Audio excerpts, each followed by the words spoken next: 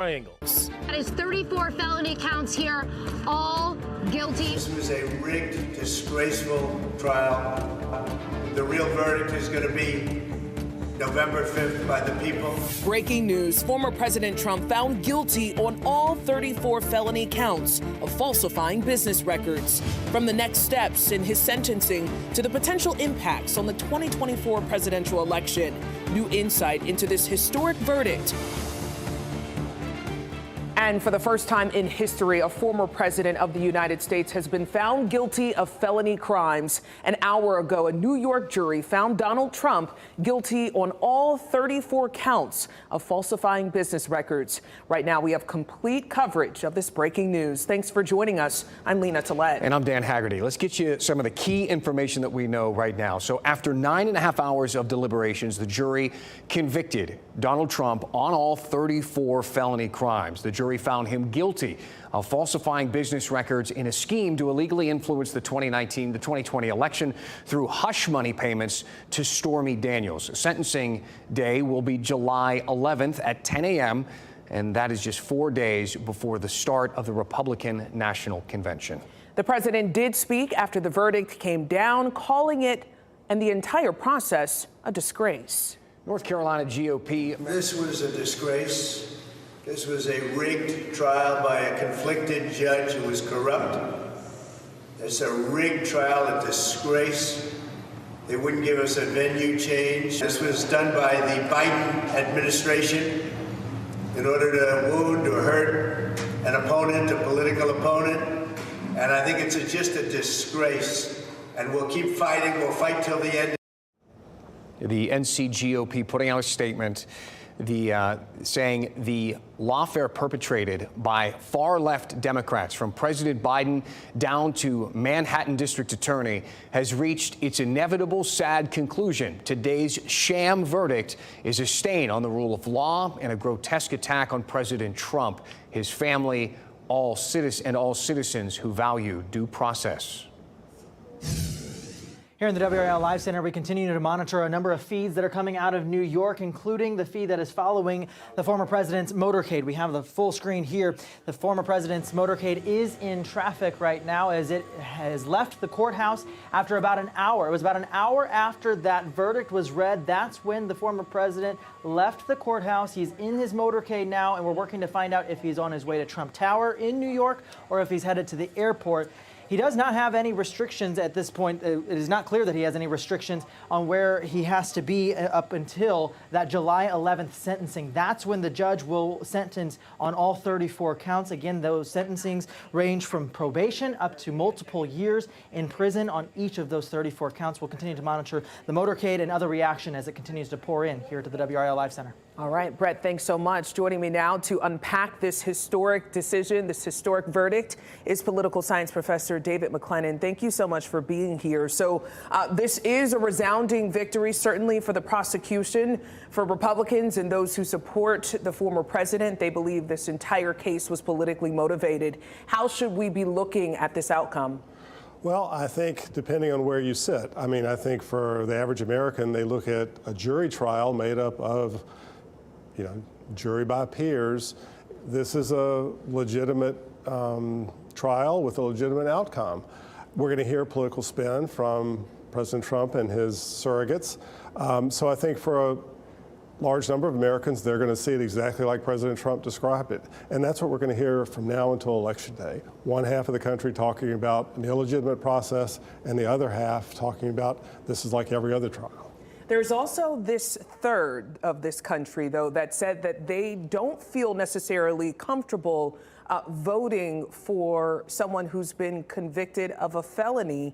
How much do you think that's going to play a role in this upcoming election? I think it's going to play a major role because we know this is going to be a very tight election. It doesn't take but a shift of a couple of percentage points. So those people who are not necessarily crazy about Joe Biden now may think differently about Donald Trump.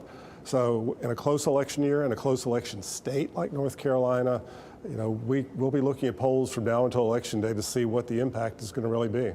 You're an historian in addition to being a political scientist, David, and I know that this is and historic day, and a bit of a somber day for our country.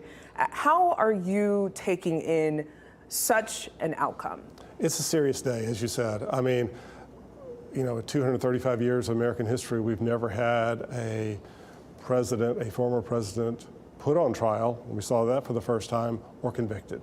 And so I think we shouldn't necessarily look at this through a political lens about how the election's going to play out. But this is serious for our country because it says something first about our judicial system, that it worked.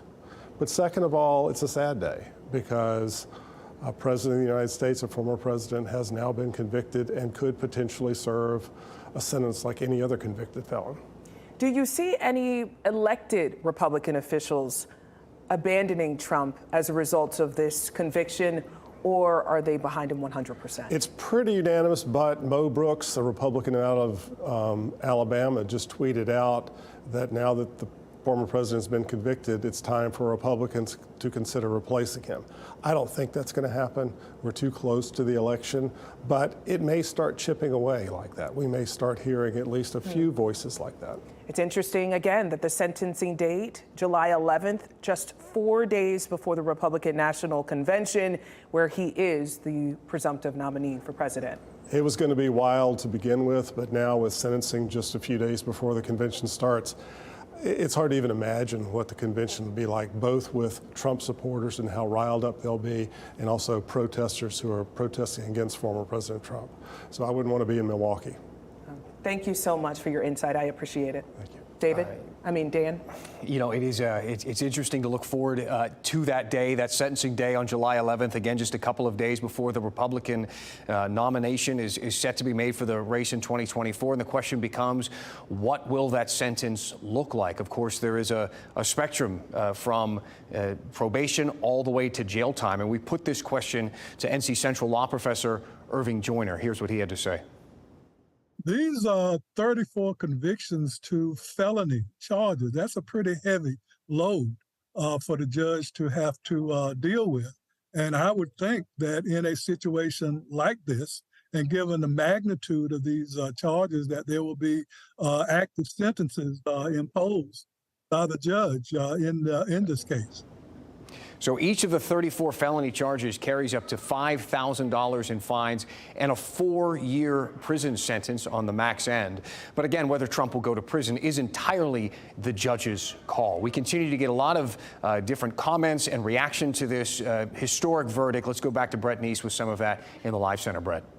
That's right, Dan. We're taking a live look at that motorcade again here above New York City as they continue to follow the former president's motorcade after it left the courthouse. We do want to get to some of this reaction. Let's start with the current president, Joe Biden's statement here on this. This is the Biden-Harris joint statement, rather.